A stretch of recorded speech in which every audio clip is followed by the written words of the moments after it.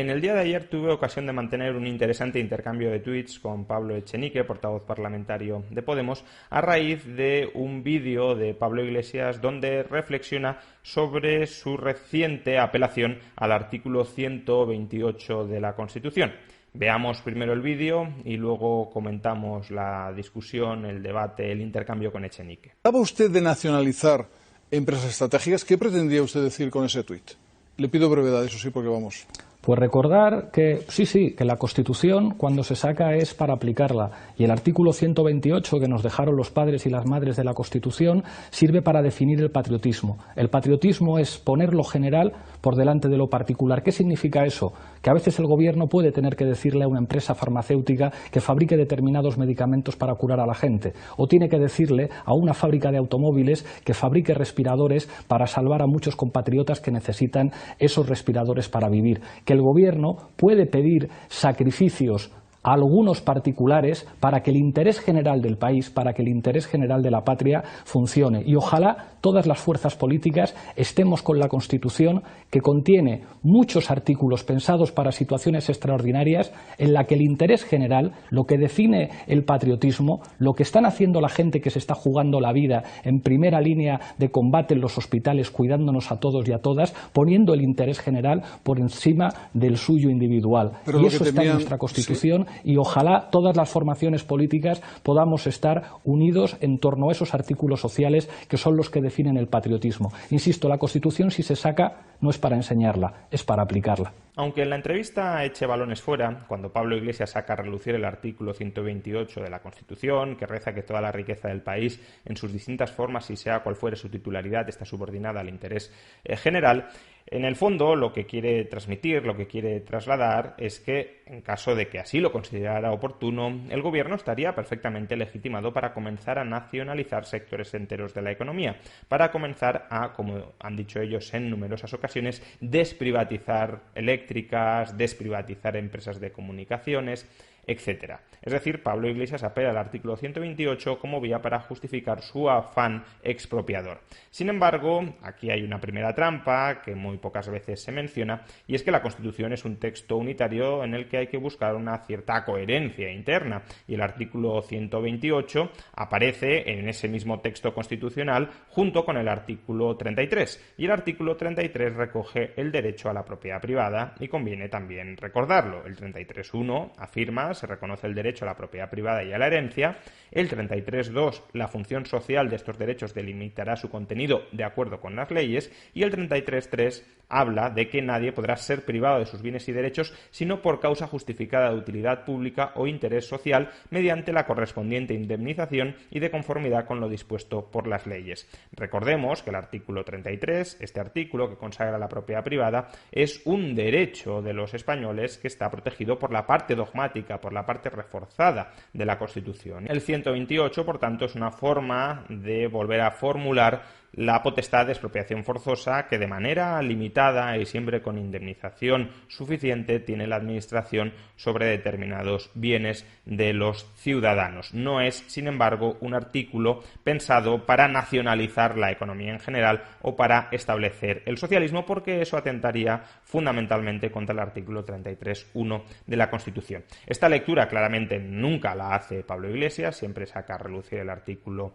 128, pero se olvida del artículo 33, pero es que además en las declaraciones de Pablo Iglesias, en ese sacar a relucir continuamente el artículo 128, subyace un problema más grave, un problema más serio, y es que Pablo Iglesias está insistiendo continuamente en que los intereses particulares tienen que subordinarse al interés general. Es para eso, y no para otra cosa, para lo que saca a relucir el artículo 128, para trasladar el mensaje, generando un cierto síndrome de Estocolmo entre la población, de que sus intereses particulares, sus planes de vida específicos, tienen que estar subordinados al interés general que marcan ellos, que escogen ellos, que determinan ellos, es decir, al interés particular de los políticos, a los mandatos de la política como supuestas cristalizaciones del interés general.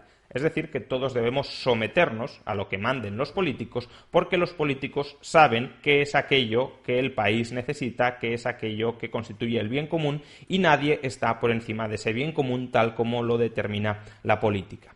Pues bien, aquí, en este punto, es donde comienza mi intercambio de ayer de tweets con Pablo Echenique. Pablo Echenique tuiteó el extracto de la entrevista que ya hemos visto con Pablo Iglesias y extractó la parte que consideraba más relevante. Como cita textual, la Constitución, si se saca, no es para enseñarla, es para aplicarla. Y añadió: el patriotismo, que está muy bien definido en el artículo 128, es poner el interés general por delante de ciertos intereses privados. De nuevo, lo que os comentaba hace un momento. Los intereses de cada cual, los intereses de cada persona, deben quedar siempre sometidos al interés general tal cual lo definan los políticos. Y es aquí donde entré yo con la primera réplica. Primera réplica que podemos leer ahora en pantalla. Dije: una sociedad libre es una sociedad donde cada cual puede perseguir su proyecto de vida respetando el proyecto de vida de los demás. Una sociedad autoritaria es una sociedad donde el Estado les impone a todos los objetivos hacia los que deben someter sus vidas. En este tuit simplemente estoy rescatando una reflexión muy pertinente y muy importante, especialmente para estos días, que desarrolló originalmente Friedrich Hayek, el pensador, economista y filósofo Friedrich Hayek. Hayek distinguía entre cosmos y taxis, o entre nomocracia y teleocracia, para distinguir entre dos tipos de regímenes políticos, de instituciones políticas. El cosmos o la nomocracia era aquella sociedad en la que no existía una meta común, un fin común, hacia el que todos los ciudadanos, absolutamente todos, tenían la obligación de dirigirse. Cada persona era libre, era autónomo para determinar cómo quería vivir su vida, siempre y cuando respetara esa misma autonomía por parte de otras personas. Por tanto, para Hayek, el cosmos, la nomocracia, la sociedad libre, era aquella donde no se le imponía a nadie cómo tenía que vivir su vida. Se le permitía, se le autorizaba, se le reconocía el derecho a vivir su vida siempre y cuando sus elecciones vitales no pisotearan las elecciones vitales de otras personas.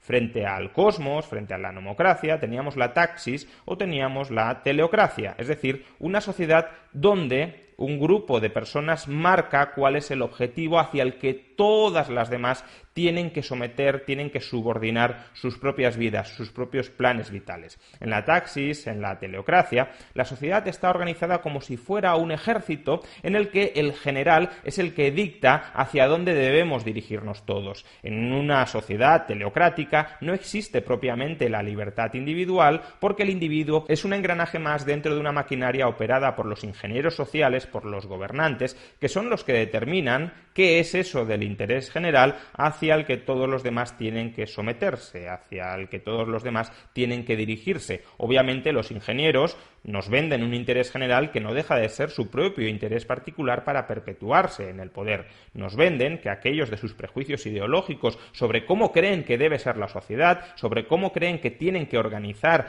cómo les gustaría que fuera la sociedad, nos venden que eso es el interés que todos debemos aceptar y por el que todos tenemos que renunciar a nuestra libertad individual. De ahí que la teleocracia o la taxis sean sociedades autoritarias. Sociedad libre, una sociedad donde, como mucho, el interés general es permitir que cada cual persiga su interés particular, defendiendo, protegiendo, amparando, eso sí, los intereses particulares en condiciones de simetría, de igualdad ante la ley, de todos los demás.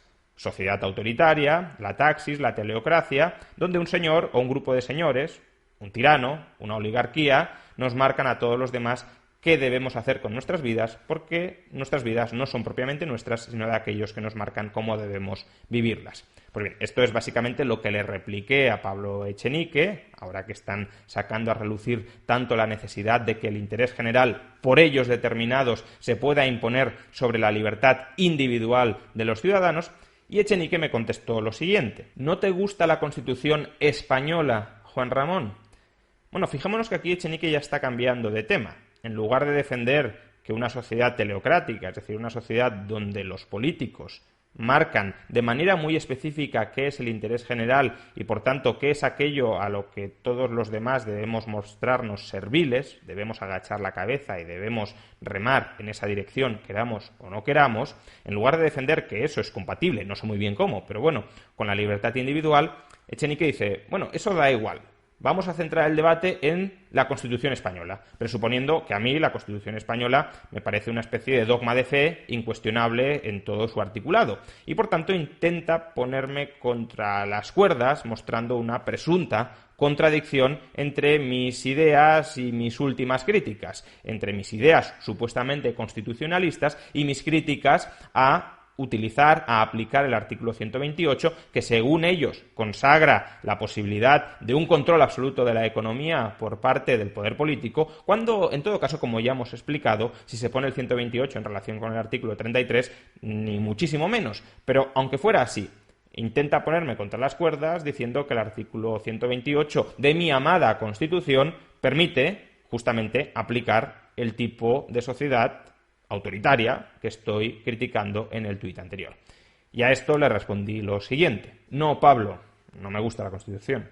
Justamente porque es una Constitución habilitadora del poder político y no limitadora del mismo, especialmente en la interpretación que le queréis dar a algunos. Y adjunté un enlace a un artículo del Confidencial, un artículo mío en el Confidencial, del año 2018, del Día de la Constitución en el año 2018, que elocuentemente se titulaba Contra la Constitución. ¿Y qué argumentaba en este artículo? Pues bueno, de una forma un tanto más ampliada lo que ya estoy explicando en este tuit. En este tuit rescato una distinción que estableció el pensador Edmund Burke entre dos tipos de constituciones. La Constitución, tal como se la concebía en un origen, debía ser un texto que impusiera estrictos límites al poder político. Debía ser un texto que le dijera al poder político lo que no podía hacer en ningún caso. Sin embargo, con el tiempo aparecieron constituciones que, lejos de ponerle límites al poder político, lejos de decirle lo que no podía hacer el poder político, se dedicaron a indicarle lo que sí debía hacer. No se dedicaban, por tanto, a limitar, a restringir el poder político, sino a habilitarlo, a amplificarlo. Podemos leer, de hecho, la distinción que hacía Burke entre ambos tipos de constituciones. Si los derechos naturales del hombre son reafirmados y manifestados por un pacto expreso, si están claramente definidos y protegidos contra la mala fe, contra el poder y contra la autoridad mediante instrumentos escritos y compromisos positivos, tales derechos se ven reforzados. No solo están protegidos por su santidad intrínseca, sino también por la solemne fe pública que reconoce su importancia. Esta sería la Constitución de tipo limitativo. Este tipo de constituciones han ennoblecido la propia palabra Constitución en el corazón de todos los ingleses. Pero puede haber, y de hecho hay, constituciones de una naturaleza distinta, ideadas sobre principios totalmente opuestos a los anteriores. Por ejemplo, la Constitución de la Compañía de las Indias Orientales. La Carta Magna es una constitución dirigida a constreñir el poder, a destruir el monopolio. En cambio, la Constitución de la Compañía de las Indias Orientales es una constitución para establecer el monopolio y para crear el poder. La Constitución española es una mezcla entre constitución limitadora del poder político y constitución habilitadora del poder político. Tiene artículos que, desde luego, protegen derechos consustanciales al ser humano, a la esfera de libertad del ser humano, pero tiene otros preceptos que lo que hacen es instar a los poderes públicos a que tomen decisiones aún limitando los derechos de los ciudadanos. Por tanto, la Constitución no solo limita en algunas esferas a los poderes públicos, sino que los habilita en otras. Y por eso es un texto que no me gusta, aunque puede tener una interpretación en muchos casos positiva de cara a proteger la esfera de derechos individuales, también se la puede manosear, se la puede reinterpretar, como hace habitualmente Pablo Iglesias, para todo lo contrario, es decir, para expandir el poder político y no para constreñirlo.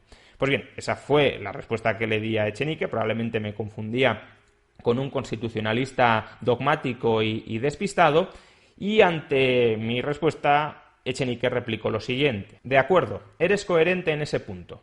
Menos mal. Está claro que los neoliberales sois los verdaderos antisistema. Dicho esto, sin carga valorativa. Lo absolutamente hipócrita es que gente como Casado, que aborrece el 128 tanto como tú, se jacte de ser constitucionalista. Bueno, aquí hay varias trampas en el tuit, ¿no?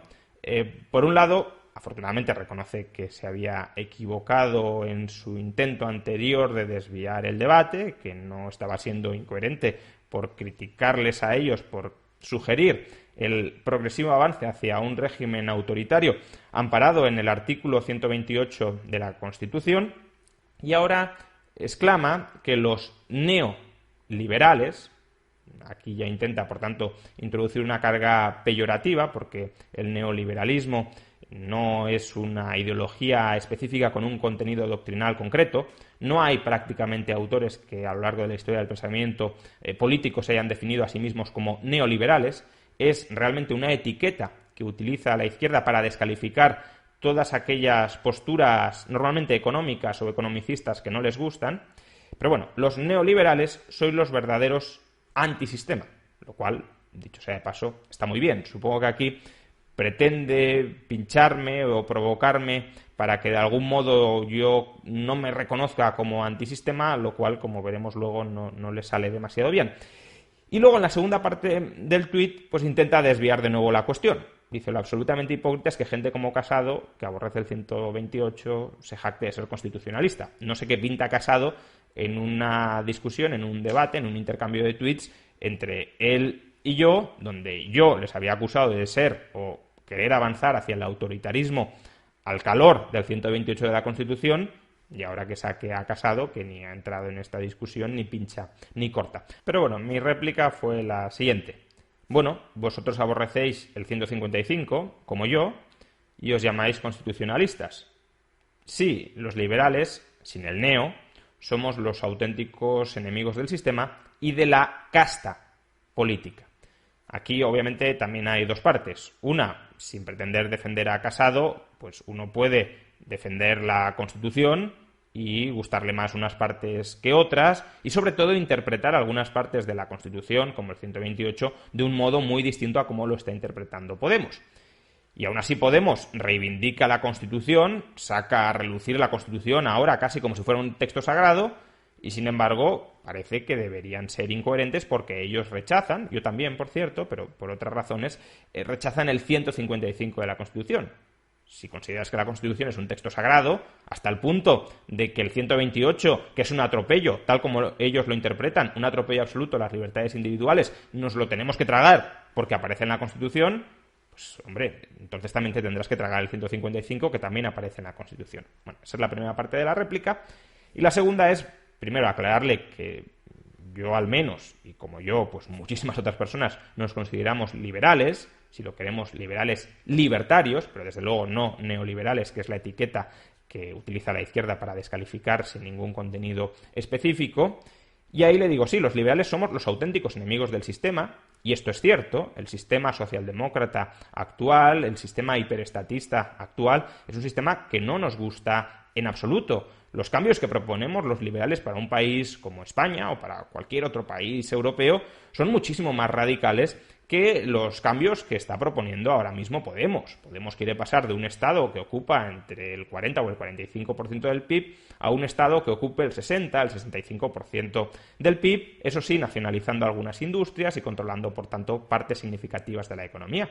Pero es que liberales como yo mismo y como muchos otros en la historia del pensamiento político, no es que aboguemos pasar de un Estado del 40-45% del PIB a uno del 35 o del 30%, sino que abogamos por bajarlo como mucho a un Estado del 5% del PIB. Y algunos liberales libertarios incluso quieren erradicar el Estado. Tengo ciertas dudas de que ello sea viable, pero desde luego si fuera viable, muchos estaríamos encantados de que el Estado, como un monopolio de la violencia de origen totalmente ilegítimo, desapareciera. Por tanto, somos desde luego mucho más antisistemas de lo que los de Podemos lo han sido y lo serán jamás. De hecho, ellos lo que son es prosistema, quieren avanzar todavía más en el régimen hiperestatista en el que vivimos. Y desde luego no solo somos enemigos del sistema, sino de aquellos que instrumentan el sistema en su propio beneficio, es decir, la casta política, aquellos que van a regentar ese hiperestado y que van a manejar los resortes del poder estatal para con la excusa del interés general, del bien común, imponernos a todos los demás su propia agenda hiperideologizada. Y por tanto, Podemos, que nació contra la casta política, en realidad nunca fue así. Podemos lo que quería era sustituir a la vieja casta política por una nueva casta, por una neocasta política, que eran ellos. Y de hecho ya se ha comprobado. Ellos ahora forman parte de la clase política gobernante, son la nueva casta política. Y los liberales no es que queramos reemplazar la casta política, no es que queramos quitarte a ti para ponerme a mí. Los liberales lo que queremos es suprimir la casta política, que no haya gente dirigiendo la vida de las personas, sino que cada persona dirija su propia vida. Pues bien, Echenique siguió replicando y aquí tenemos el siguiente tuit. Mi memoria dista mucho de ser perfecta, pero juraría que nunca he dicho de mí mismo que sea constitucionalista. Podrás estar en desacuerdo ideológicamente conmigo, pero el argumento para igualarme con Casado es falaz y no se aplica. Es decir, después de habernos dicho que si la Constitución se saca es para aplicarla y no para enseñarla, después de habernos querido hacer tragar una interpretación tan sumamente liberticida del 128 como que básicamente habilita a nacionalizar media economía si a ellos les parece correcto, ahora nos dice que ellos no creen en la Constitución, que no le otorgan a la Constitución un especial valor intrínseco. Pero si eso es así, ¿por qué te remites continuamente como argumento de autoridad al artículo 128 de la Constitución? Di simplemente, esta Constitución es tan sumamente laxa, según mi interpretación, que me permite hacer lo que a mí me venga en gana, y lo que a mí me viene en gana es nacionalizar la economía entera. Pero no porque lo diga o lo prescriba o lo sugiera la Constitución, sino porque la Constitución no pone límites a mi liberticidio y, por tanto, yo, que soy un autoritario, voy a forzar todo lo posible el ordenamiento jurídico para restringir las libertades individuales de los ciudadanos, tanto como este marco institucional, que por otro lado me quiero cargar para establecer otro todavía más liberticida, me permita. Y eso es lo que le dupliqué, lo que le contesté en el último de los tuits de este intercambio. ¿Entonces defendéis la Constitución solo en aquellas partes que os interesan? ¿Constitución a la carta? Esa es la peor de las vías posibles. Instrumentar la Constitución para amplificar vuestro poder político y saltársela en todo aquello que limitara ese poder político. Básicamente, si defiendes la Constitución, si crees que la Constitución te habilita a utilizar el 128, deberías creerlo con todos los otros matices muy importantes que contiene la propia Constitución para limitar justamente las interpretaciones más autoritarias de ese 128. Pero claro, como Echenique dice, yo no soy constitucionalista, yo no le otorgo especial valor a la Constitución. Voy a reivindicar de la Constitución solo aquello que me interese. Voy a utilizar como argumento de autoridad aquellos preceptos constitucionales que encajen con mi ideología liberticida. Todos los demás los voy a desechar y si puedo me los voy a saltar. En ese caso, claro, lo que estás cogiendo es una selección de aquellos artículos que te permitan construir tu régimen antiliberal, sin tener en cuenta que dentro de la Constitución también existen, deberían existir más, pero también existen algunas garantías que frenan notablemente que tú puedas desbordar el régimen de libertades moderadas que ahora mismo tenemos, del que ahora mismo disfrutamos. En definitiva, quede claro que cuando Podemos saca a relucir el artículo 128 de la Constitución, no lo hace porque crea en la Constitución. Lo hace porque hay mucha gente que sí cree en la Constitución todavía y quieren comerles el coco, quieren persuadirles de que la Constitución habilita prácticamente el establecimiento de una república socialista en España. Y eso evidentemente no es así. Si utilizas como argumento de autoridad el 128 de la Constitución, tienes que aceptar también la autoridad del artículo 33 de la Constitución, que matiza, restringe, constriñe enormemente las potestades políticas dentro del ejercicio del 128. Y si no le otorgas ningún valor especial a la Constitución, dígaselo a la audiencia. Dígale a la audiencia: yo cito el artículo 128, pero no porque esté en la Constitución, que es un texto de papel mojado absolutamente para mí. Lo cito porque intento manipularles para que ustedes traguen con mis iniciativas autoritarias simplemente porque pueden tener algún encaje sesgado y malinterpretado dentro de la Constitución que ustedes adoran.